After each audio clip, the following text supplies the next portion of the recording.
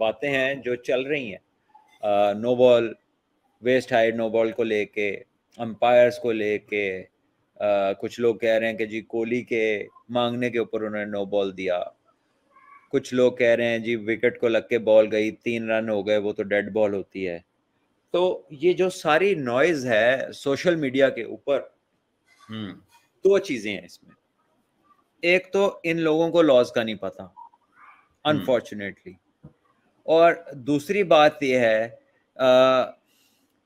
कि इस सारे में जो वो कर रहे हैं ये 2 बॉलों के ऊपर, वो एक आउट क्लास और एक मतलब सुपर किस्म की एफर्ट को अंडरमाइन कर रहे हैं। एक आउटस्टैंडिंग मैच जिसमें दोनों टीमों ने कमाल, कभी इधर गया मैच स्विंग हुआ पेंडुलम की तरह, कभी उधर गया, कभी ये नीचे आए कभी वो नीचे आए, और फिर आखिर में एक प्लेयर विराट कोहली की ब्रिलियंस से इंडिया ने वो मैच जीता। Without Virat Kohli they would not have been able to win this. It took his best knock to win the game, और इसका क्रेडिट उसको जाता है। He was just simply outstanding. He is a kind of a player जो अकेला match जिता सकता है, और उसने जिताया। तो आप ये सारी बातें कर रहे हो सिर्फ I don't know to be part of all that noise which is going on, या फिर आप, एक होता है वो बंदे ਨੂੰ ਪੁੱਛ देने ना, यार तू बेवकूफ है या तो जान के करना है। ठीक है, अब जहां तक ये नो बॉल की कंट्रोवर्सी की बात है, ये एक मार्जिनल कॉल थी, ठीक है, लेकिन अगर आप उसका स्टिल रिप्ले देखें तो जब बैट को बॉल कनेक्ट हो रही है तो वो स्लाइटली वेस्ट से ऊपर है, स्लाइटली वेस्ट से ऊपर है वो बॉल, एंड वंस वो वेस्ट से ऊपर है दैट मीन्स कि वो एलिजिबल है to be called no ball. ठीक है, पहले तो आप इस बात पे आ जाए। फिर दूसरी बात यह है कि वो छक्का हुआ उस बॉल पे, अगर उस बॉल पे विकेट गिरी होती तो वो थर्ड अंपायर के पास जा सकते थे चेक करने के लिए कि आया ये नो बॉल है या नहीं, अगर विकेट गिरी होती। लेकिन क्योंकि उस बॉल पे छक्का लगा है, विकेट नहीं गिरी, तो सिवाय विकेट गिरने के ये पूछ नहीं सकते, अंपायर थर्ड अंपायर के पास जा नहीं सकते ये डिसीजन लेकर, अनलेस के उसके ऊपर विकेट गिरी होती। तो ये तो बात यहीं पे खत्म हो जाती है। उसके बाद फ्री हिट की जो बात आती है, कल भी जब आप रात में हम बैठे बात कर रहे थे तो मैंने आपको बताया था कि फ्री हिट के ऊपर ना 4 किस्म के डिसमिसल होते हैं। एक डिसमिसल है जो कॉमनली लोगों को पता है, वो रन आउट, वो तो सबको पता है। अब जो बाकी 3 है वो हो सकता है कुछ लोगों को ना पता हो। अब जो बाकी जो 3 डिसमिसल्स हैं उसमें आता है जी हैंडलिंग द बॉल, उसमें आती है ऑब्स्ट्रक्टिंग द फील्ड, ठीक है, और एक और उसमें डिसमिसल आती है, ऑब्स्ट्रक्टिंग द फील्ड है, हैंडलिंग द बॉल और हिटिंग द बॉल ट्वाइस। अब ये 4 डिसमिसल्स के अलावा बाकी सारी जो भी, अगर कैच होता है या उसमें बोल्ड होता है बंदा, अनलेस बॉल कीपर के ग्लव्स में आ जाए वापस, बॉल डेड नहीं होता। तो विकेट्स को लगकर बॉल गई है थर्ड मैन पे, देखिए क्रेडिट जाता है गेम अवेयरनेस के ऊपर, प्रेजेंस ऑफ माइंड के ऊपर, कि वो बैट्समैनों ने भाग के 3 लिया। अनफॉर्चुनेटली हम गेम अवेयर नहीं थे, हम अंपायर से बहस में लगे हुए थे कि ये कैसे दे दिए रन। अनफॉर्चुनेट, बिकॉज आप इतने एक्सपीरियंस प्लेयर हो, कैप्टन हो, वाइस कैप्टन हो, प्रीमियर प्लेयर्स हो, दुनिया में लीग्स खेलते हो, you should be knowing the laws of cricket. हमारे बहुत सारे कुछ प्लेयर्स ने तबसरा किया इसके ऊपर। मतलब मैं आपको गेम अवेयरनेस की और अपने लॉज से कितनी इंटरप्रिटेशन हमें वाकई पता है इसकी, कि जब डेविड वार्नर ने पिछले वर्ल्ड कप में एक छक्का मारा था मोहम्मद हफीज की बॉल, उनके हाथ से बॉल निकल गई थी, हफीज भाई के हाथ से बॉल निकल गई थी, और वो बॉल 7 वाले विकेट पे गिर गई थी जाके। बाय लॉ वो नो बॉल है। तो किसी ने वार्नर की प्रेजेंस ऑफ माइंड को शाबाश नहीं दी कि उसने उसको जाके छक्का मार दिया।